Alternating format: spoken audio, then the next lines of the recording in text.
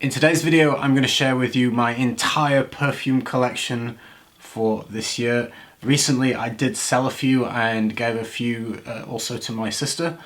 And so I've given away a few things and I've sold a few things. And so we'll see what's left after culling a good amount of fragrances from my collection.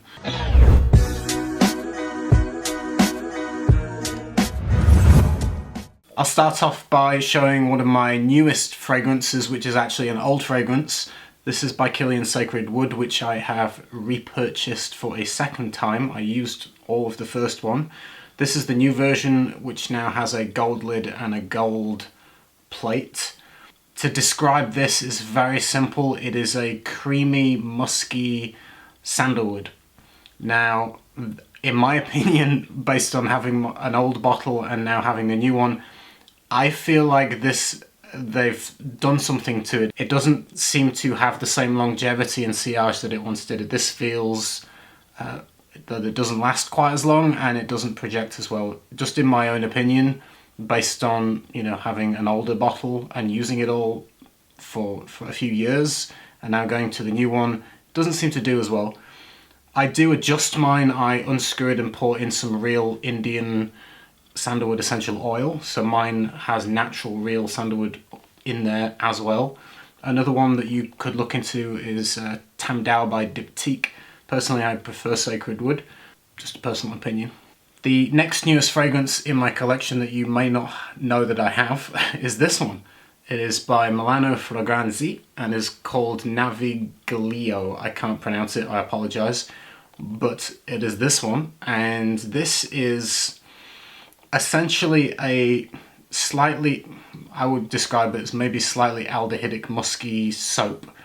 You get this kind of very musky floral soap note in this that goes into a little bit more of a kind of laundry detergent smell. Imagine fresh white clothes that have just come out of the washing machine and hung to dry on the washing line outside on a nice spring day.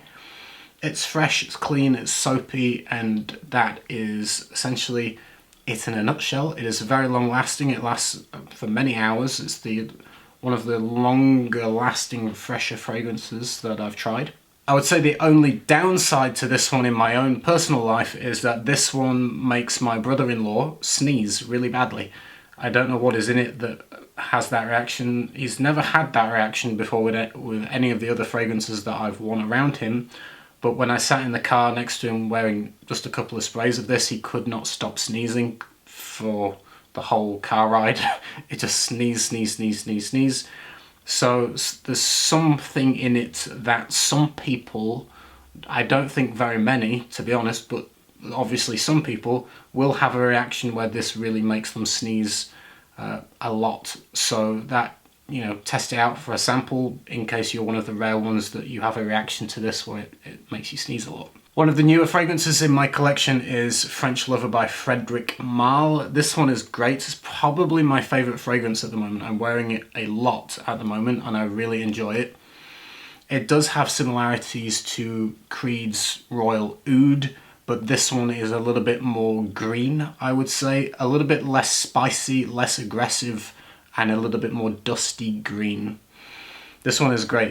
It reminds me of like an English forest, kind of. I get this kind of dusty, like I say, dusty green, woody, slightly spiced. It smells like a gentleman-y kind of vibe. You can totally wear it casual, like what I'm wearing now. I'm wearing, for just your information, a black t-shirt, black jeans, and black shoes. And this is perfect. Like it would go with casual or dressed up, and it's just really nice. I really enjoy it. Very easy to wear. Frédéric Malle, French Lover. I mentioned French Lover has similarities to Royal Oud. Here's Royal Oud by Creed. You can see I've worn quite a lot of it considering I've actually not had it all that long. Again, I enjoy the profile of this. It's funny because when I smelled it years ago I didn't like it, but now I actually do. And I would describe this essentially, it's a little bit similar to the Frédéric Malle, but this one is less green and more spicy, woody, aromatic, spicy, woody, basically. Again, kind of gentleman-y, mature, quite masculine. I can't imagine women wanting to wear this one personally. It does definitely smell masculine. But yeah, woody, spicy, cedarwood. I don't really get oud per se, but yeah, I would describe it as like a spicy, peppery cedar. But it's really nice, and the odd times where I am around other people, I have had compliments on this where people have said, oh, that's nice, what are you wearing? And so yeah, it does perform quite well actually. Just 1 or 2 sprays and it leaves a really good bubble around you and a sillage, and if people come closer to you to talk to you, they definitely pick it up, and it's nice. Yeah, I like this one. Spicy, woody, masculine, very easy to wear. Again, dressed up or casual. Again, this perfect in a black t-shirt and jeans. Also, you could wear it in a suit, so quite versatile. Another one of the kind of newer fragrances to the collection would be Andy Tauer's O2, L'Air du Désert Malacain. I had a miniature for a long time, and I decided to upgrade myself eventually to a full bottle. I do enjoy it. I get interesting reactions from people when I wear it. Apparently it goes very sweet on my skin, so I've had comments from people saying that I smelled like I was dipped in honey. Another person said I smelled like toffee. So it goes quite sweet on me, but I think, yeah, it's still a lovely fragrance. I get sweet, vanillic, spicy, woody, aromatic concoction, which is quite resinousy and dry and, yeah, just enjoyable and interesting. So nice for the colder weather, but also I think works interestingly in the heat. People are surprised, I think, when I mentioned to wear this in the summer, but actually it's pretty cool in the heat. So I think all year round you can pull this off. This is L'Air du Désert Malacain, Andy Tauer. Moving on in my collection, we've got Lorenzo Villoresi Forenzi Musk Eau de Toilette. This one is really quite simple, but really nice and easy to wear. I get a lot of sandalwood, a big dollop of musk, kind of neutral skin-like tone musks. They don't smell soapy musk. They don't smell, you know, in like white musk, for example. This is more like neutral, almost like your own kind of skin smell kind of musk. Mixed with sandalwood, a little bit of kind of vanillic sweet undertone, and this kind of what I would describe as a rose water kind of vibe, slightly rosy kind of floral. Just an undertone of it with this, again, musky, sandalwoody, vanillic kind of sweet touch. There's just really nice, soothing, comforting, very kind of simple but mellow, and just gives a really nice skin scent. And yes, just enjoyable. If you like sandalwood, I would say definitely check it out. Even though despite it being called musk, I think sandalwood plays a good role in this one. Next up is Acqua di Parma's Colonia. You can see how much I've worn. Again, I've not had it all that long. Yeah, I really, really like this one. I wear it a lot, and how to describe this? Fresh floral soap, I would say. Imagine a really nice floral soap bar, essentially. You just wash your hands with a beautiful floral soap. I don't really need to talk about notes, it just smells like a fresh floral bar of soap. So if you just want to smell fresh and clean, this is a brilliant choice, and that's all I can say about it, but I really enjoy it. I think it's great. I've not got bored of this one. I could wear it anytime again, in a black t-shirt or a white t-shirt, absolutely perfect. Dressed up in a suit, easy, no problem at all. Dressed up casual, work appropriate, work safe, just daytime easy reach, or what you might call a dumb reach. The only downside, longevity, not so cracky. You're looking maybe 3 hours, and definitely for the hotter weather, this is like my go-to for hot weather basically. And we have reached the end of my fragrance collection, which is this one, Atelier Cologne, which has now been rebranded, and I'm not sure they make this one anymore. Clementine, California. Maybe they do, I'm not sure. I'd have to check. They discontinued a lot when they've rebranded, and I see slowly on Instagram they're slowly building up. They basically deleted everything from the Instagram account of the previous Atelier Cologne, which is this iteration, to create their new version of the brand. Like the name would suggest, it's a juicy clementine orange note with this, I would describe it as somewhere between shampoo and body lotion. It kind of treads the line between the two. Sometimes I think It smells like a kind of a herbal essence shampoo. Other times it goes a little bit more lotiony. But it's just easy to wear, summer appropriate, completely unisex. The other one from the brand that I like is Pomelo Paradis, which I owned before this one. And that was super juicy, really, really good stuff.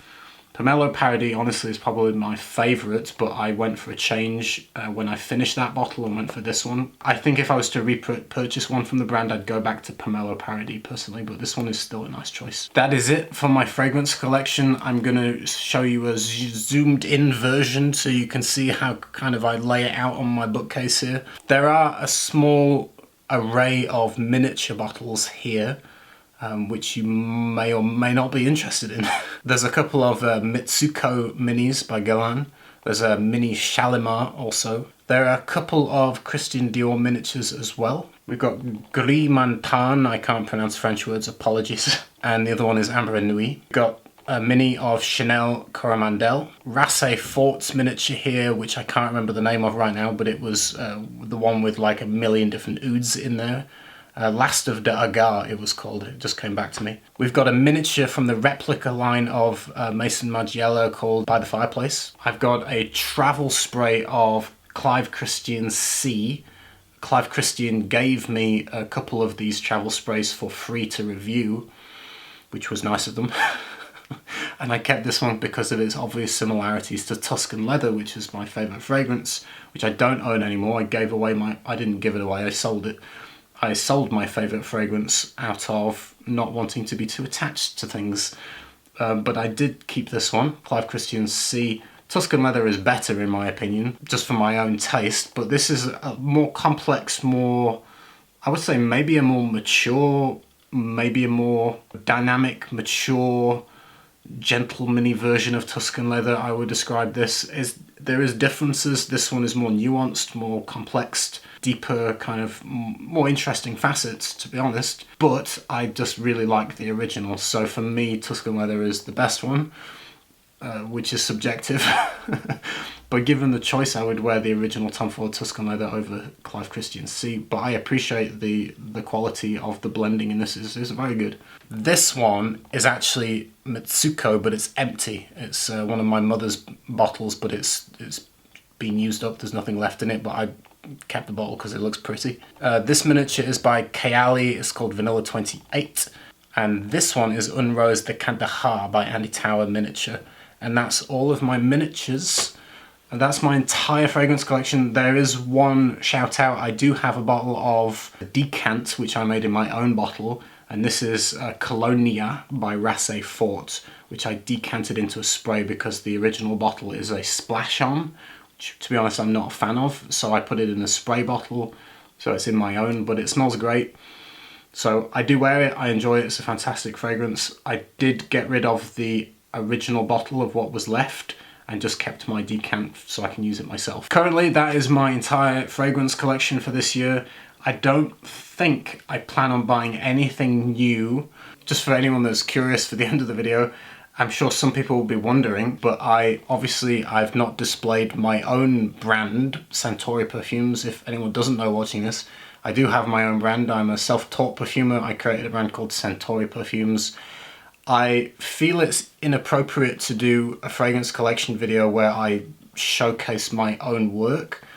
So in this case, I just show other people's work. But I do keep my own fragrances separate, like I say, from the way that I display other people's work. If you have Instagram and you feel like it, please do follow my brand on Instagram. It would help boost the numbers a little bit. And I don't really do any advertising, so following me on places like Instagram is just helpful in general.